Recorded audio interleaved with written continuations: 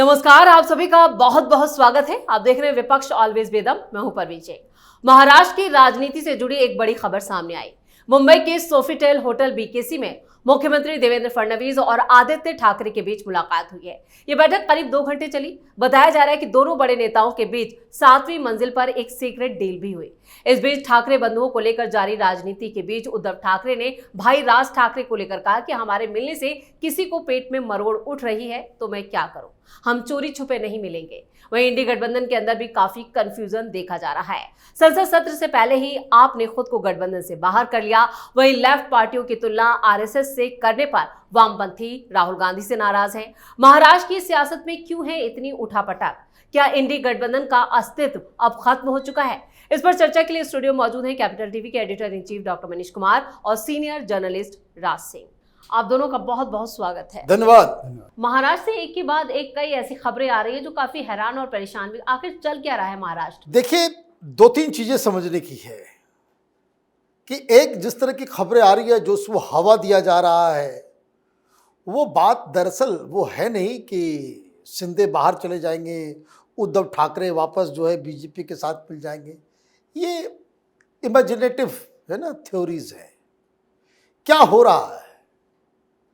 हो ये रहा है कि महाराष्ट्र के अंदर, दिल्ली के अंदर खेले जाने वाले खेल का एक उसका साइड रोल चल रहा है। वो अलग स्क्रिप्ट उसकी लिखी जा रही है। साइड इफेक्ट कह सकते हैं। तो वो क्यों हो रहा है?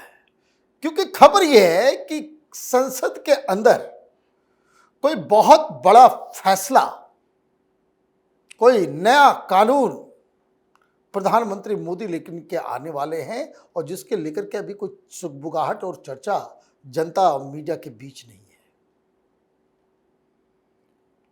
लोग ये भूल जा रहे हैं कि खबर साथ में ये भी आ रही है कि शरद पवार, अजीत पवार दोनों का भी विलय होने की बात चल रही है। अगर आप गूगल कीजिए, अभी उन लोगों की मुलाकात भी चल रही है। What is going on? अचानक से ये लोग भाषा के ऊपर इतने लंबा चौड़ा और ऐसा बवाल काटते हैं,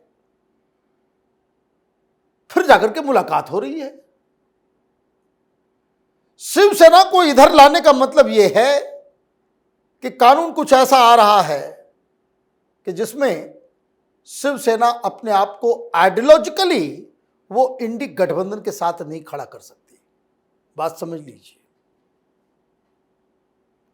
दिल्ली में कुछ ऐसा होने वाला है, जो अपने आप को हिंदुत्ववादी कहने वाले लोग हैं, वो इसके खिलाफ नहीं जा सकते। इसीलिए मुलाकात परसों भी हुई, और उसके बाद इनका एक इंटरव्यू आता है, और वो ये कह रहे हैं, लिटरली कह रहे हैं कि ये इंडी गठबंधन में दम नहीं है जी, इसमें तो कोई कोऑर्डिनेशन नहीं है, ये एमबीए भी बेकार है। तो what could be the deal? बहुत सारे स्तर पे हो सकता है, बहुत सारे स्तर पे हो सकता है, लेकिन अगर ये लग रहा है कि वहां बातचीत जो हो रही है वो महाराष्ट्र की राजनीति को लेकर के है, ये एक मिस्टेक हो जाएगा। ये एक मिस्टेक हो जाएगा। और इसीलिए आप देखिए कि अभी तक, भाई अब से कुछ घंटे के बाद, अभी तो प्रधानमंत्री थोड़ी देर के बाद घर से निकलेंगे, उनका बयान भी आएगा। शिवसेना उद्धव ठाकरे गुट की तरफ से ये लोग इंडी गठबंधन की बैठक में तो थे, लेकिन ये नहीं कहा गया कि हम जो है वो इसके ऊपर चर्चा करेंगे, कितने राफाल गिरे। पहले संजय राउत बोल रहा था, लेकिन अब नहीं। अचानक से ये साइलेंट मोड में जो चले गए हैं, तो कुछ तो बड़ा होने वाला है। ये बिहार इलेक्शन से पहले, और जो जानकारी मिल रही है 11 से 18 अगस्त के बीच कुछ बहुत बड़ा फैसला मोदी सरकार लेने वाली है। वो उसके संदर्भ में अगर आप महाराष्ट्र के अंदर हो रहे बातचीत को अगर आप देखेंगे, तो ये सारी चीजें जो है वो साफ नजर आएंगी। बिल्कुल। तो जो सेंटर में हो रहा है उसका रिफ्लेक्शन जो है वो महाराष्ट्र में दिखाई दे रहा है। लेकिन इस बीच जो राज ठाकरे हैं, उनकी जो मराठी भाषा को लेकर जो विवाद था वो थोड़ा पीछे चला गया है। ऐसा क्यों? उसकी एक खास वजह है। आज देखिए, वहाँ पे जो कांग्रेस जो है और उसके एक बड़े सीनियर लीडर हैं विजय वडेट्टीवार, जो वहाँ पे अपोजिशन लीडर काफ़ी लंबे समय तक रहे हैं, मंत्री भी रहे हैं। विजय वडेट्टीवार, हाँ, जी जी। उन्होंने क्या कहा, उनका बड़ा इंटरेस्टिंग बयान है।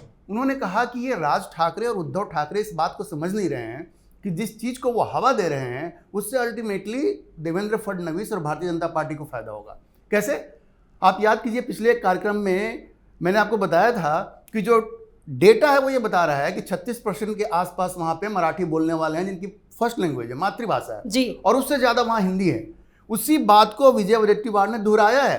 उन्होंने अपना एक अलग डेटा दिया है कि देखिए यहाँ पे जो मराठी बोलने वाले हैं वो 35 से 42% के बीच में हैं और उनका कहना है कि जो हिंदी बोलने वाले हैं वो उससे भी ज़्यादा हैं। तो अगर आप इस तरह से पोलराइज करेंगे लोगों को तो हिंदी वालों का पोलराइजेशन हो जाएगा और उनका एक मुश्त वोट जो है वो देवेंद्र फडणवीस को मिल जाएगा। तो अल्टीमेटली वो लोग इस गेम को नहीं समझ रहे हैं कि जो गेम वो खेल रहे हैं वो देवेंद्र फडणवीस चुपचाप उसको देख रहे हैं क्योंकि उसमें उनको अपना बेनिफिट दिख रहा है। बिल्कुल। तो ये वजह है कि जब ये बात वो कह रहे हैं तो ये मैसेज वहां तक भी तो पहुंचा होगा ना कि हम जो ये चक्रव्यूह रचने की कोशिश कर रहे हैं उसमें तो हम ही फंस जाएंगे। तो ये वजह है कि आप देखेंगे कि धीरे धीरे ये मामला जो है ना वो पीछे जाएगा क्योंकि कांग्रेस को ये समझ में आ रहा है कि अल्टीमेटली इसका फायदा किसको होने जा रहा है। तो ये एक मेन वजह है कि ये मुद्दा जो है वो पीछे जा रहा है। चलिए, भाषा विवाद पर बैकफुट पर है महागठबंधन, लेकिन महागठबंधन की हम बात करें, इंडी ब्लॉक की हम बात करें या फिर हम महाविकास अघाड़ी की बात करें, बहुत ज्यादा कंफ्यूजन है और ये कंफ्यूजन यहाँ पर विपक्षी पार्टियों में साफ साफ दिख रहा है। देखिए, अभी तो आज का तो हेडलाइट मैं बता दे रहा हूँ, थोड़ी देर के बाद जो पार्लियामेंट शुरू होगा शशि थरूर के पीछे सारे लोग जाएंगे। को पता करने की कोशिश करें शशि थरूर ने क्या कल जो है बॉम्ब चला दिया था। तो नंबर 1, कांग्रेस पार्टी अपने अंदर ही पूरी तरीके से उलझी हुई है क्योंकि अब पॉलिटिकल डिस्कशन भी होगा, सारे नेता दिल्ली के अंदर होंगे। राहुल गांधी का क्या रोल होगा ये इंडी गठबंधन में इस बार तय भी होगा। जिस तरह से मीटिंग हो रही है, जिस तरीके से ममता बनर्जी ने यलगार कह दिया कि हम नहीं मानेंगे राहुल गांधी को नेता अपना। नेता प्रतिपक्ष की कुर्सी बचेगी उनकी? नहीं, वो तो बचेगी क्योंकि वो उनके पास संख्या है, नेता प्रतिपक्ष से वो हट नहीं सकते। लेकिन नेता प्रतिपक्ष तो एक डेकोरेटिव माने पोजीशन है कि by virtue of being the largest opposition party आपको जो है वो पद दिया गया है। लीडरशिप का मतलब ये होता है कि क्या वाकई लोग आपको नेता मानते भी हैं या नहीं मानते। जैसे लोकसभा के अंदर सबसे ज्यादा जिस नेता को समर्थन होता है वो प्रधानमंत्री होता है। मनमोहन सिंह भी प्रधानमंत्री थे, लेकिन क्या लोग उसको नेता मानते थे या नहीं मानते थे? नहीं मानते थे। तो उसी तरीके से ये जो हाल मनमोहन सिंह का यूपीए सरकार के दौरान जब प्राइम मिनिस्टर था कि लोग उनको नेता नहीं मानते थे, नेता सोनिया गांधी को माना जाता था, राहुल गांधी को माना जाता था, स्थिति वैसी ही बन रही है। केजरीवाल ने कह दिया मेरा नेता नहीं है, अब उद्धव ठाकरे भी कह रहे हैं मेरा नेता नहीं है, ममता बनर्जी ने कह दिया मेरा नेता नहीं है, अखिलेश यादव भी कह रहे हैं मेरा नेता नहीं है। यह तो बहुत बड़ी समस्या है। तो वो जो 2024 के चुनाव के बाद जो लगातार 3 जो सत्र हुए उसमें जिस जोशो खरोश के साथ राहुल गांधी पार्लियामेंट में भाषण देते थे और सारे लोग, पूरा देश जो है कि एक नया अपोजिशन लीडर मजबूत हो गया, अपोजिशन मजबूत हो गया, अपोजिशन, वो स्थिति इस बार नहीं होने वाली है। क्यों? क्योंकि उन्होंने कुछ मुद्दे ऑपरेशन सिंदूर को लेकर के, राफाल को लेकर के, फिर डोनाल्ड ट्रंप को लेकर के, चीन को लेकर के, पाकिस्तान को लेकर के कुछ ऐसी ऐसी बातें इन्होंने कर दी है कि जिससे भारतीय जनता पार्टी के पास ऑलरेडी इनके खिलाफ मजबूत हथियार मिल गया। मतलब आपने खुद वो हथियार जो है भारतीय जनता पार्टी के लीडर्स के हाथ थमा दिया है। तो अभी देखिए विपक्ष जो है वो अपनी ही समस्याओं में उलझा हुआ है। किस तरीके से वामपंथियों ने कहा है कि औकात में रहिए, राहुल गांधी को इस तरह की भाषा बर्दाश्त नहीं होगी कि जो आप केरल में जाकर के भाषण देते हैं।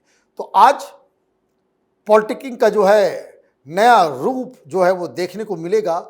इंडी गठबंधन जो कभी नहीं था वो किस तरीके से बीजेपी के सामने फाइट प्रस्तुत करता है ये देखने को मिलेगा। बिल्कुल। आज संसद के मॉनसून सत्र में क्या सदन के अंदर विपक्ष एक दूसरे के खिलाफ ही लड़ते हुए नजर आएगा?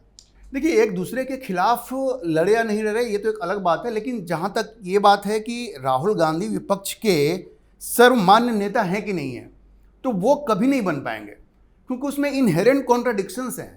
राहुल गांधी को ना तो ममता बनर्जी कभी एक नेता के अपने नेता के रूप में स्वीकार कर पाएंगी, ना अखिलेश यादव करेंगे। क्योंकि देखिए राहुल गांधी का एक जो पूरे नेशनल जो व्यू है वो फिर से चाहते हैं कि कांग्रेस की वो हीजेमनी आए, कांग्रेस फिर से एक बड़ी ताकत बने।